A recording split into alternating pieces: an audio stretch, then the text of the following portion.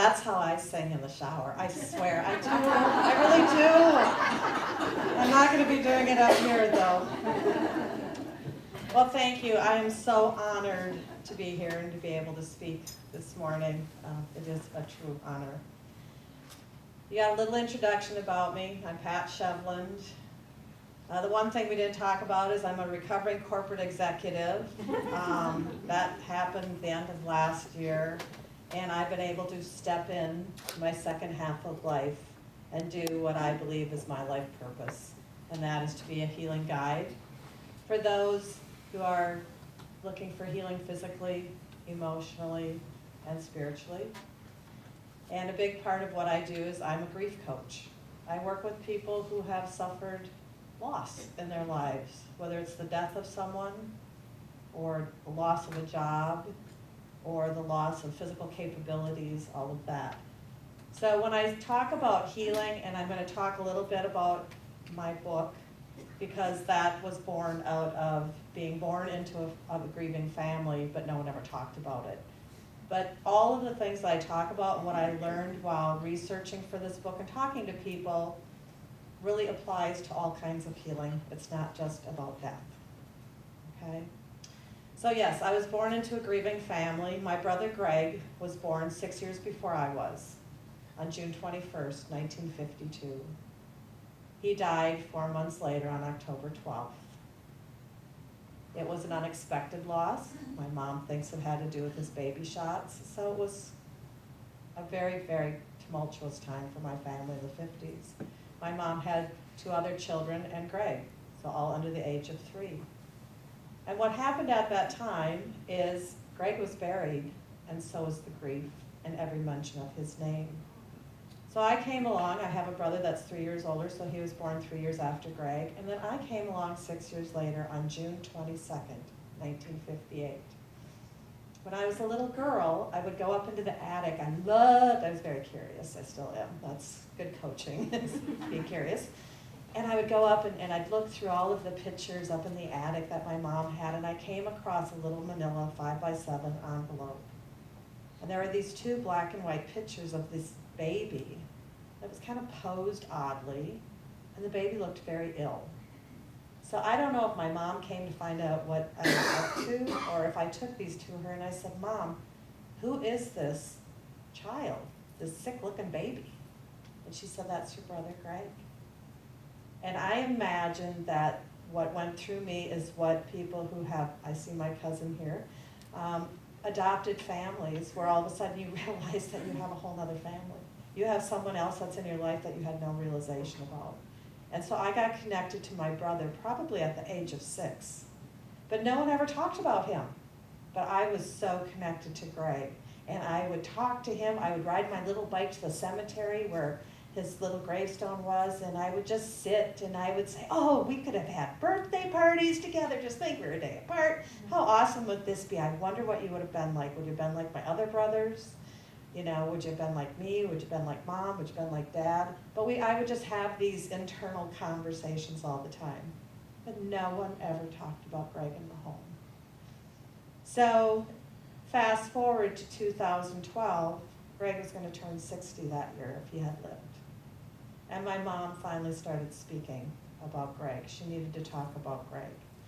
And so we went through and we pulled those little pictures out. And it was a much more joyful way of taking a look at this, because they were post-mortem pictures. They were the only pictures they had. So yeah, it was sad. And for her to never be able to speak about it. And so I really started asking the questions, and my curiosity kept getting more, and so that she could tell her story, because she's never been able to tell her story. And then a few months after that, I was somehow drawn to start volunteering at Children's Grief Connection, a camp for kids who have lost a loved one in their life and their families. I have no clue, because I'm not really a maternal person, but for some reason I was drawn to this. I saw a little logo, I researched it, and it's like, I need to go to this camp. And I was leaving my camp after being with family members where I watched parents who were grieving the death of their children. And I'm driving home on 35E after the camp in Hudson.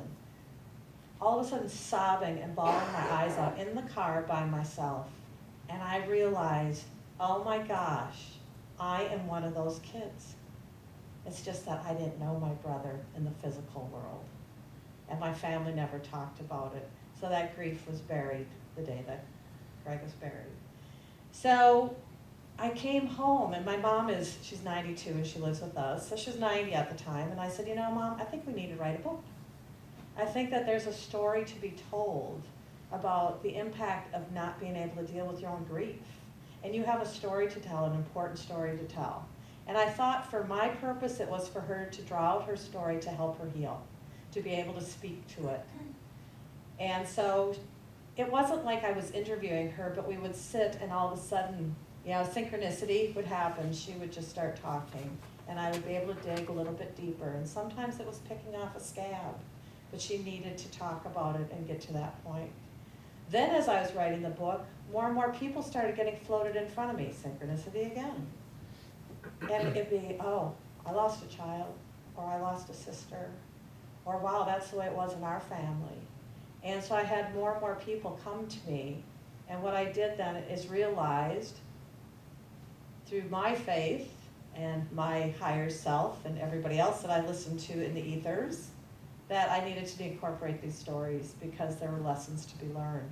So my book is not just about my parents and myself and growing up in a grieving family and the impact unresolved grief has, but it also is about other people who have endured the tragic loss of a child.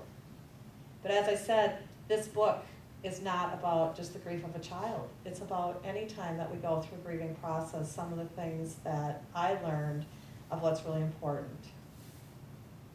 The biggest thing is our stories are really important. And so it is important for us that are the listeners to really listen and to say, I see you, I hear you, I care for you. Because if we don't tell the story, it just sits right here. And it causes physical ailments, it's physical problems, it can cause psychological problems, it can cause self-medication, a lot of different things. So to be able to hear someone's story is very important. And also, if we are the ones that are grieving, whether it's the loss of a bodily function, my ex-husband was severely injured and he was grieving that he could not have a normal physical, use of his body. Or if it's grieving the death or grieving the loss of a job. I understand that just happened last year. Or any type of grief, the loss of a home, of your member who just had a terrible fire. We go through these grieving processes, and it's important for us who go through it to tell our stories, because if we leave them buried inside, it can cause a lot of havoc mentally, emotionally, and physically, and spiritually. Healing from grief and trauma requires letting go of some of the grief.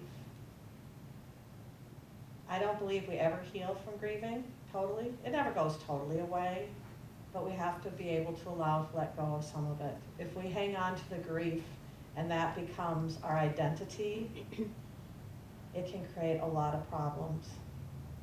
I've seen a lot of people who self-medicate and end up in the depths of depression or death because they haven't been able to let that go.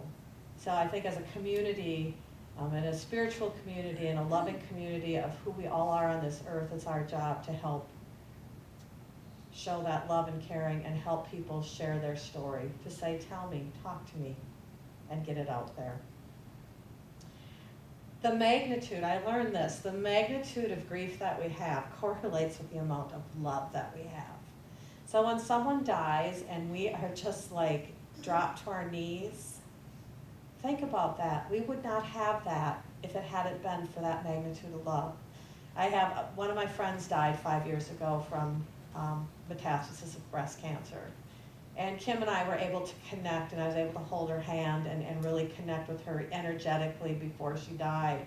And I had never known her children, but I was thankful that I was able to get that connection right before she died, that physical connection, because Kim uses me now as a channel for her family. And her daughter, Missy, reached out to me probably about 2 years after the death. And she's on Facebook going, I'm Kim's daughter.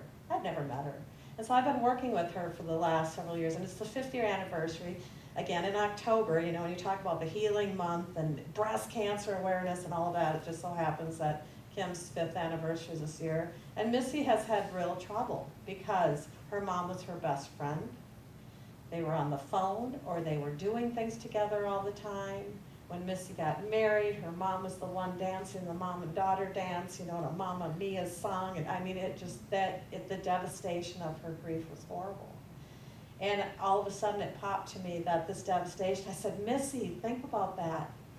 Your grief is because you loved her so much. And what a gift that you had the ability to have someone in your life to bring out that much love. So if we can turn the grief into, wow, it's a love that we have, what a great way to look at it. And embrace that love and allow that love to flow out to others. And the one thing, too, I just want to share is I had a conversation with her like 2 weeks ago, and I said, you know, she goes, well, it's just horrible. I can't talk to her. And I'm like, wow, you have a direct line with her.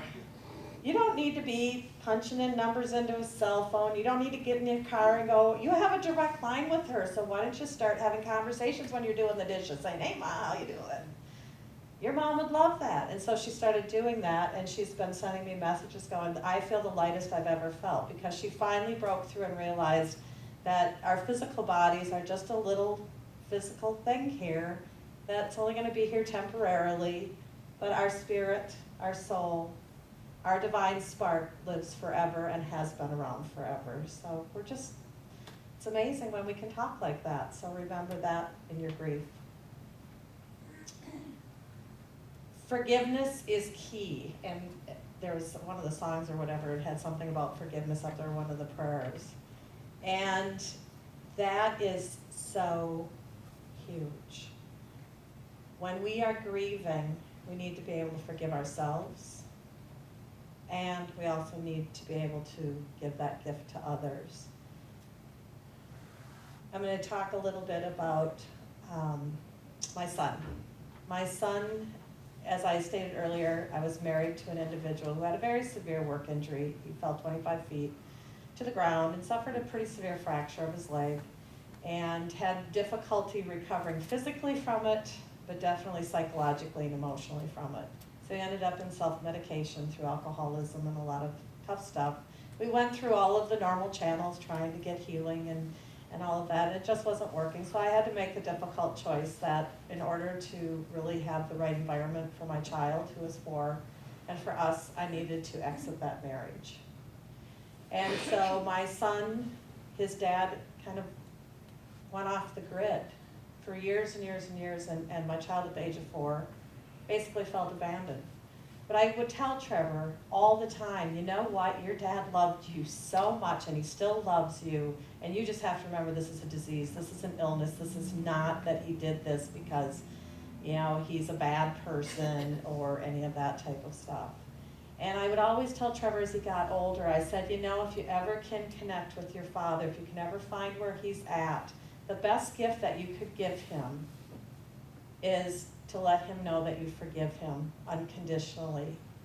Because I said, your dad's not going to live to a ripe old age. There's a lot of damage to the physical body here, and I'll be shocked if he lives beyond, you know, his early 60s. So if you ever find him, that would be great, and I will come with you. I will come with you and be right there with you if you so choose.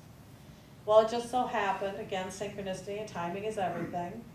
Trevor got a hold of a phone number for his father a few years ago, and he called his dad up on Father's Day and said, hi, Dad, this is Trevor. Dead silence on the other end. And then he said his dad started to say, oh, Trevor, I'm so sorry, because they haven't talked since the kid was 4. And Trevor said, you don't have to say you're sorry, because I forgave you a long time ago. And his dad just sobbed. And they then reconnected, and even though he lived in Grand Forks, we lived here. Trevor had every Sunday, they had a Sunday talk date to talk about the Vikings and football and this kind of thing. Every Sunday. Well, he called his dad on Father's Day, like 3 years ago, so that would have been in June. And over Christmas, his dad was found dead. So what divine intervention occurred there that Trevor was able to heal his father before he transitioned, and also to heal himself so he did not have to live with guilt for the rest of his life. And it was a beautiful way to end the physical relationship. And I am a channel for people, and Bill comes to me all the time, so he's fine with me telling this story. So it's really cool because he wants me to tell the story, because it is important that we do find that forgiveness. So faith, my acronym that you had mentioned, is finding awesome inspiration to heal. And so I have a website, and if you sign up for my newsletter, you'll actually get all 40 of them. But I just decided there's so many things that we can do to heal ourselves or to help others to heal. First thing is learning to breathe. You know, breathe in and exhale, keeping your belly soft. Kind of the meditation I did. 3 to 5 minutes, and you are good as gold. I'll tell you, I'll guarantee you. Anytime that stress starts bubbling up, or the grief or whatever, just breathe through it. Take a tub bath in lavender and Epsom salts. I mean, how easy is that if you have a tub? You know? Because the lavender is relaxing, and the Epsom salts brings out impurities of our body, but it's just a place where you can just kind of do a little meditation and just take care of yourself. Turn off the radio in your car and start talking to your higher self. How many people do that? I have to share a quick story, and this is not a bash on a radio station. Well, it kind of is, but it's not really. I was listening to KQ92. It was just something that every time I would go into work, I was in a corporate environment, every morning it just was on the radio. And then one morning, about 3 years ago, maybe 4 years ago, I turned it on, and the radio host, who I'd been listening to for years, just got on my every last nerve. And I thought, man, you are just the most unhappiest individual I have ever heard in my life. And I turned off the radio. And I literally have not turned on the radio since then. And it's been wonderful, because I've had some really cool conversations, and I sing beautifully in the car too. So, and part of going through grieving process for ourselves and for others, one of the big things that we can do is to contribute to others. And you know that you're in a community here. And so as soon as we start helping other people, what happens to our own feelings? We stop worrying about ourselves, don't we? Because we're contributing to others. And so that is a real huge piece.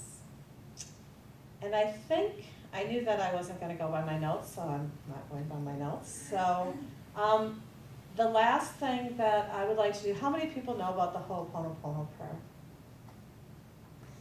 I would like to do the Ho'oponopono because this is the month of healing. And the Ho'oponopono, just to quickly give you an idea, and I've got some more information in the book on that, but it's a prayer it's an old Hawaiian prayer. And it really is on the basis of that all of us are connected. Our divine sparks are all connected to one another, right? We all came from one light. We're just little pieces we're just stars. We're just coming in here, we're little stars, but we're all connected to that divine source, that divine light. And so sometimes it may be needed that we need to heal ourselves and forgive ourselves even though we may not have really physically been part of the issue, but that emanates outward, that energy emanates outward.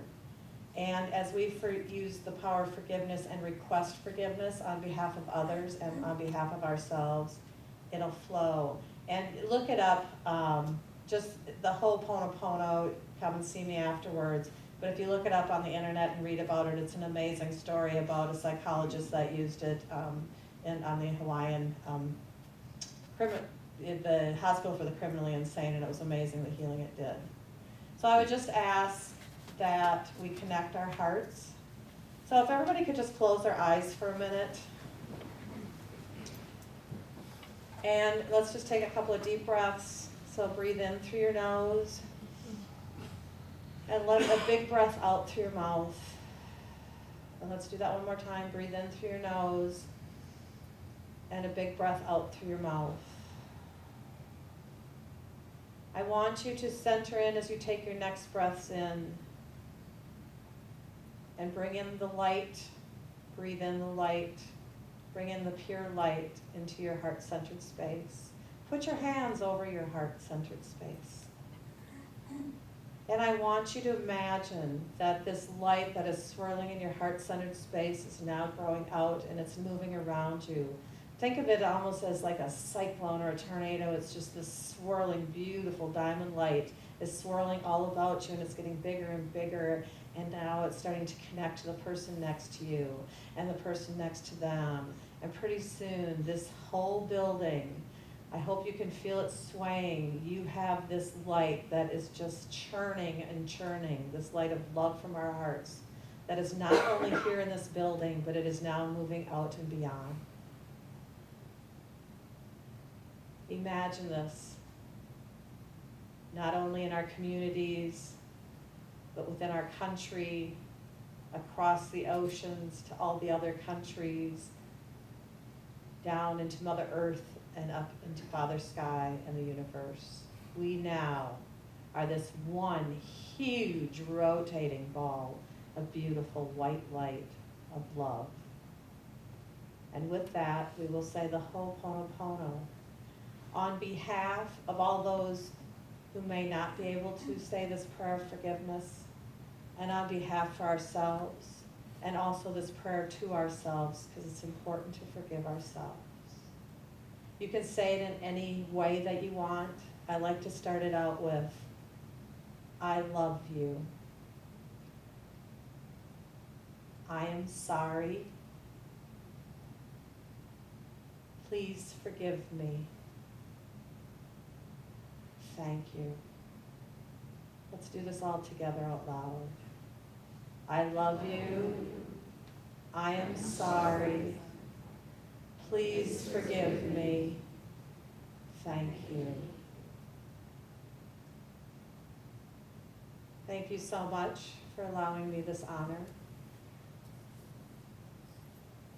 Just a quick little note. Barb, will you open my books for me? Because just in case people want to talk to me, and Barb will be over by my books. And I'm selling books if you're interested. There's no pressure. It's these great stories. $20, 25% of that, the proceeds go to the Children's Grief Connection to help these kids go to free camps so that they can help with the healing. The other thing is on the second and fourth Mondays, I call it a sacred healing circle. I am facilitating that. Barb, could you stand up for a minute? I know she just loves me doing this because I didn't know if she was going to be here or not. But Barb is also a healing practitioner, and she and Chris Herzog will also be available after our healing circles to provide healing touch, 10 minutes or whatever. And these are just based on love donations. So it's the second and fourth Mondays, so tomorrow night we will have our first one here. Okay? And more information, but I just want to say again, thank you, namaste. The spirit in me honors the spirit in all of you.